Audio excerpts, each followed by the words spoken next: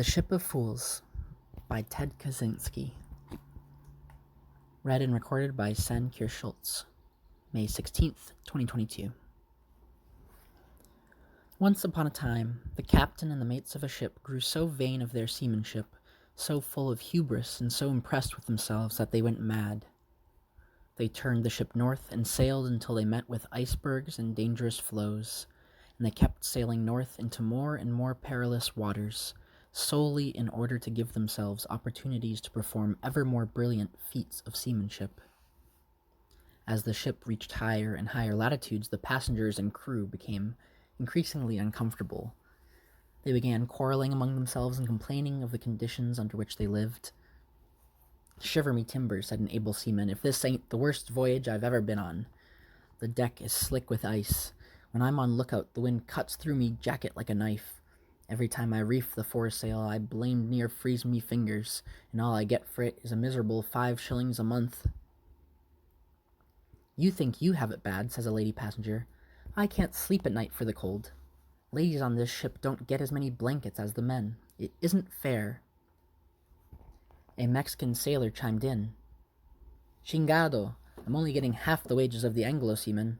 We need plenty of food to keep us warm in this climate, and I'm not getting my share. The Anglos get more, and the worst of it is that the mates always give me orders in English instead of Spanish." "I have more reason to complain than anybody," said an American Indian sailor. "If the pale-faces hadn't robbed me of my ancestral lands, I wouldn't even be on this ship, here among the icebergs and Arctic winds.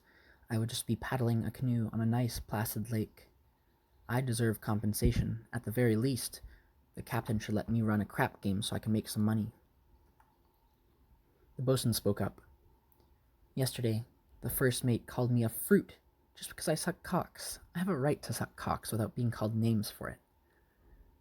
"It's not only humans who are mistreated on this ship," interjected an animal lover among the passengers, her voice quivering with indignation. "Why, last week I saw the second mate kick the ship's dog twice." One of the passengers was a college professor. Wringing his hands, he exclaimed, "All this is just awful. It's immoral. It's racism, sexism, speciesism, homophobia, and exploitation of the working class. It's discrimination. We must have social justice, equal wages for the Mexican sailor, higher wages for all sailors, compensation for the Indian, equal blankets for the ladies, a guaranteed right to suck cocks, and no more kicking the dog." "Yes, yes," shouted the passengers. "Aye, aye," shouted the crew. "It's discrimination. We have to demand our rights." The cabin boy cleared his throat. "Ahem, you all have good reasons to complain, but it seems to me that what we really have to do is get this ship turned around and headed back south, because if we keep going north, we're sure to be wrecked sooner or later, and then your wages, your blankets, and your right to suck cocks won't do you any good, because we'll all drown." But no one paid any attention to him because he was only the cabin boy. The captain and the mates from their station on the poop deck had been watching and listening. Now they smiled and winked at one another, and at a gesture from the captain, the third mate came down from the poop deck, sauntered over to where the passengers and crew were gathered, and shouldered his way in amongst them. He put on a serious expression and spoke thusly. "We officers have to admit that some really inexcusable things have been happening on this ship. We hadn't realized how bad the situation was until we heard your complaints. We are men of goodwill and want to do right by you, but, well, the captain is rather conservative and set in his ways and may have to be prodded a bit before he'll make any substantial changes. My personal opinion is, if you protest vigorously, but always peacefully and without violating any of the ship's rules, you would shake the captain out of his inertia and force him to address the problems of which you so justly complain." Having said this, the third mate headed back toward the poop deck. As he went, the passengers and crew called after him, "Moderate, reformer, goody liberal, Captain Stooge," but they nevertheless did as he said. They gathered in a body before the poop deck, shouted insults at the officers, and demanded their rights. "I want higher wages and better working conditions," cried the able seaman.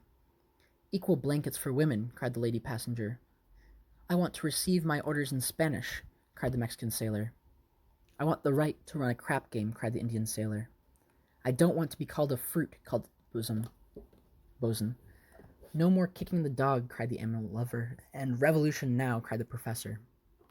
The captain and the mates huddled together and conferred for several minutes, winking, nodding, smiling at one another all the while. Then the captain stepped to the front of the poop deck and with a great show of benevolence announced that the able seaman's wages would be raised to 6 shillings a month. The Mexican sailor's wages would be raised to 2/3 the wages of an Anglo-man, and the order to reef the foresail would be given in Spanish. Lady passengers would receive 1 more blanket. The Indian sailor would be allowed to run a crap game on Saturday nights. The boatswain wouldn't be called a fruit as long as he kept his cocksucking strictly private, and the dog wouldn't be kicked unless he did something really naughty, such as stealing food from the gallery. The passengers and crew celebrated these concessions as a great victory, but the next morning they were again feeling dissatisfied. 6 shillings a month is a pittance, and I still freeze my fingers when I reef the foresail, grumbled the able seaman. I'm still not getting the same wages as the Anglos or enough food for this climate, said the Mexican sailor. We women still don't have enough blankets to keep us warm, said the lady passenger. The other crewmen and passengers voiced similar complaints, and the professor egged them on.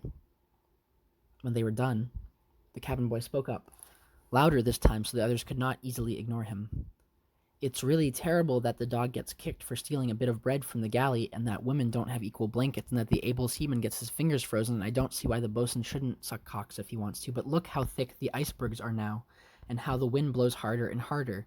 We've got to turn this ship back toward the south, because if we keep going north, we will be wrecked and drowned. Oh yes, said the boatswain, it's just so awful that we keep heading north, but why should I have to keep cocksucking in the closet? Why should I be called a fruit? Ain't I as good as everyone else? Sailing north is terrible, said the lady passenger, but don't you see? That's exactly why women need more blankets to keep them warm. I demand equal blankets for women now. It's quite true, said the professor, that sailing to the north imposes great hardships on all of us, but changing course towards the south would be unrealistic. You can't turn back the clock. We must find a mature way of dealing with the situation.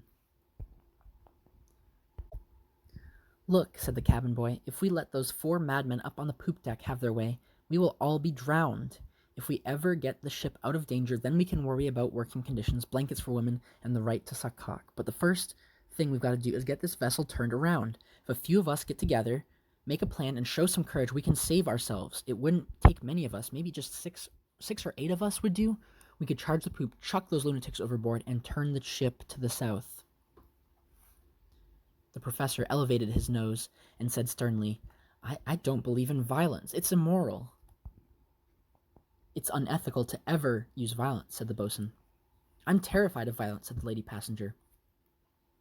The captain and the mates had been watching and listening all the while. At a signal from the captain, the third mate stepped down to the main deck. He went out among the passengers and crew, telling them that there were still many problems on the ship. We have made such progress, he said, but much remains to be done. Working conditions for the able seamen are still hard. The Mexican still isn't getting the same wages as the Anglos. The women still don't have quite as many blankets as the men. The Indian's Saturday night crap game is a paltry compensation for his lost land. It's unfair to the boatswain that he has to keep his cocksucking in the closet, and the dog still gets kicked at times. I think the captain needs to be prodded again. It would help if you all would put on another protest, as long as it remains nonviolent, he said.